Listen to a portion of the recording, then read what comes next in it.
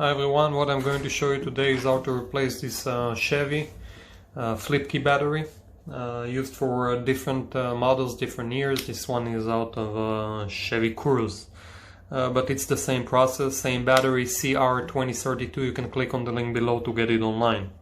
Very easy. What we do, we open the key and then we take a flathead screwdriver, as you can see right here. There is a slot, and what I do, I just insert the key and very gently pull up, okay?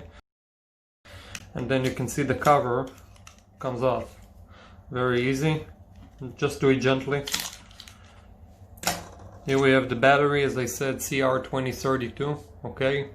And some of the keys is another piece of plastic here. Then you can just put the screwdriver and take it out. Basically, to put it back, see this part right here? So we put this part first and then we press, it should hold it.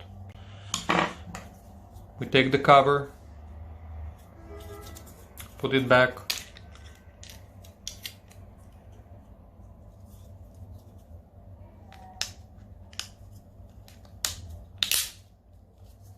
Tighten it and make sure everything works. That's it. This is a 4-button key. Some of them are 3 buttons. Absolutely the same process. That's it. Please like this video and let us know what you think. Thank you.